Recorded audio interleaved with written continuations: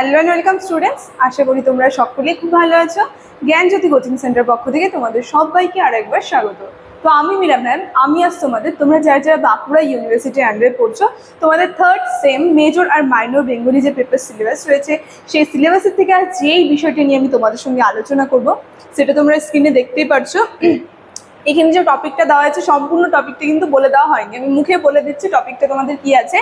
কৃত্তিবাস ওঝার যে অযোধ্যা কাণ্ডটা রয়েছে, রামায়ণের অযোধ্যা কাণ্ড, সেই অযোধ্যা কাণ্ড সম্পর্কে কিন্তু আজকে ক্লাসে আমি তোমাদের সঙ্গে আলোচনা করব।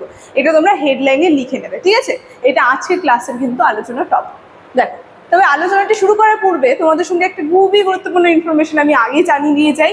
তোমরা যারা যারা ভাবছো এই সেমিস্টারে আমাদের সঙ্গে অনলাইনে ক্লাসের জন্য বা নোটসের জন্য যোগাযোগ করবে, তাদেরকে বলে দিই আমাদের সঙ্গে যোগাযোগ করতে হলে দেখো এখানে দুটি নাম্বার দেওয়া আছে নিচে। এই নাম্বার দুটি হচ্ছে আমাদের Gyanjyoti coaching centre official helpline number. যে কোনো একটি নাম্বারের মধ্যে কল করে কিন্তু তোমরা আমাদের সঙ্গে যোগাযোগ করে নিতে পারবে। তার সঙ্গে তোমাদের এই সেমিস্টার কোর্স ফি কি আছে সেটাও আমি বলে দিচ্ছি।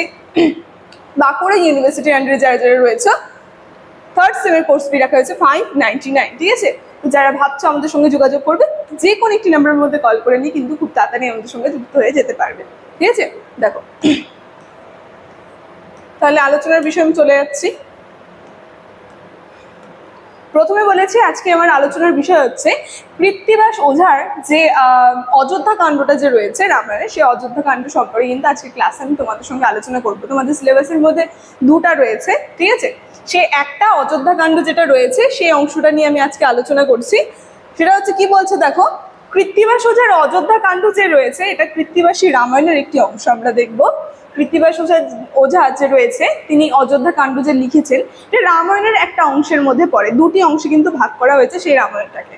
তো কি বলছে, যেখানে রামের অযোধ্যা কাণ্ডের কাহিনী বর্ণিত হয়েছে, নামটা শুনে আমরা বুঝতে পারছি অযোধ্যা কাণ্ড বলতে মানে যেই সময় রাম অযোধ্যায় ছিল তখন যে অযোধ্যার যে কাহিনীগুলো, সেই কাহিনীগুলো কিন্তু এই অযোধ্যা কাণ্ডের মধ্যে বর্ণনা করা হয়েছে।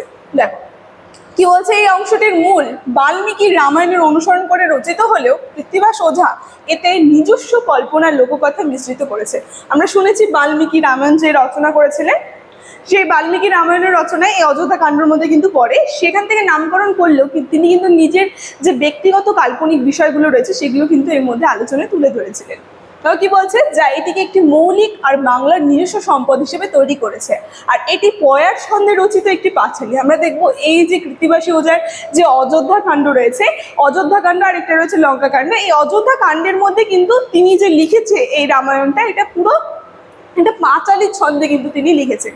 আর যা সহজবদ্ধ ভাষায় রামায়ণকে পাঠকের সামনে উপস্থাপন করেছেন। আর তার সঙ্গে কি সহজ মানে খুব সুন্দর সহজ ভাষায় কিন্তু পাঠকদের সামনে এই যে পাঁচালীটা যে রয়েছে, এই অযোধ্যা কাণ্ডের রামায়ণের পাঁচালী কিন্তু খুব সুন্দরভাবে তিনি উপস্থাপন করেছেন। দেখো, তো কি আলোচনার বিষয় রয়েছে এটা দেখে নিই। এই রামায়ণের অযোধ্যা কাণ্ডের মধ্যে কি বলছে, কৃত্তিবাসের অযোধ্যার অন্যতম গুরুত্বপূর্ণ অযোধ্যা কাণ্ড, রামায়ণের অন্যতম গুরুত্বপূর্ণ অংশ হচ্ছে এই অযোধ্যা কাণ্ড। মানে দুটো যে রয়েছে অযোধ্যা কাণ্ড আর লঙ্কা কাণ্ড, এটার মধ্যে এই অযোধ্যা কাণ্ডটা একটু বেশি গুরুত্বপূর্ণ কৃত্তিবাসী ওঝার রচনা। কি বলছে, এই কাণ্ডে মূলত রামের বনবাসের কাহিনী বর্ণিত হয়েছে। মানে আমরা দেখবো অযোধ্যার মধ্যে রামের সঙ্গে যেই সমস্ত বিষয়গুলি ঘটেছে, সেখানে যে বনবাস তাকে যেতে হয়েছে, সেই সমস্ত বিষয়ের কাহিনী কিন্তু এই অযোধ্যা কাণ্ডের মধ্যে বর্ণনা করা হয়েছে। যেখানে আমরা দেখব কৈকেয়ীর বরদানের ফলে রামকে 14 বছরের জন্য বনবাসে যেতে হয় এবং দশরথের রাজা প্রসাদের বিপুল শোক নেমে আসে। আমরা দেখবো রাজপ্রসাদ যে রয়েছে, দশরথের যে রাজপ্রসাদ, তার সঙ্গে যখন রাম চলে যাচ্ছে অযোধ্যা ছেড়ে বনবাসের মধ্যে, তখন তার সেখানে কিন্তু একটা বিপুল দেখবো আমরা শোক নেমে আসে সেই রাজ্যের মধ্যে। যেখানে আমরা দেখবো রাজা দশরথ যে রয়েছে তার পুত্র বিয়োগে দুঃখে ভেঙে পড়েন এবং কৌশল্যার মাতৃবেদনা তার সঙ্গে সুমিত্রার ধৈর্য পাঠকের মনে গভীর আবেগ জাগায়। এই যে চরিত্রগুলো যে বলছে, কৌশল্যা, তারপরে হচ্ছে দশরথ, তার সঙ্গে সুমিত্রার যে ধৈর্য যে রয়েছে, এই সমস্ত বিষয়গুলি কিন্তু এই পাঠের আলোচনার মধ্যে রয়েছে।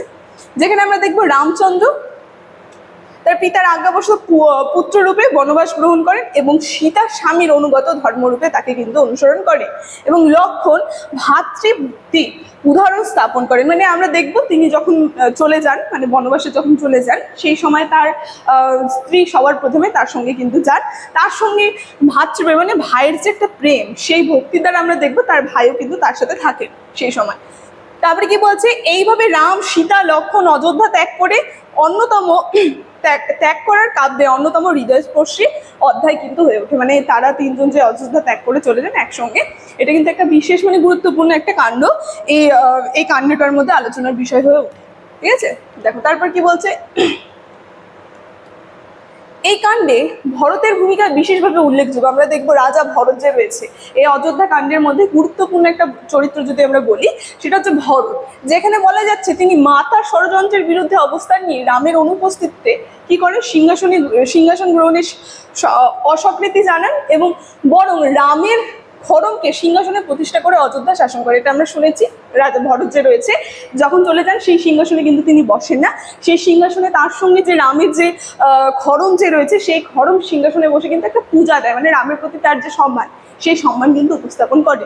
এবং কি বলছে, এর মধ্যে দিয়ে ভাতৃস্নেহ মানে ভাইয়ের প্রতি যে স্নেহ এবং ভক্তি ধর্মনিষ্ঠার উজ্জ্বল উদাহরণ কিন্তু প্রকাশ পেয়েছে।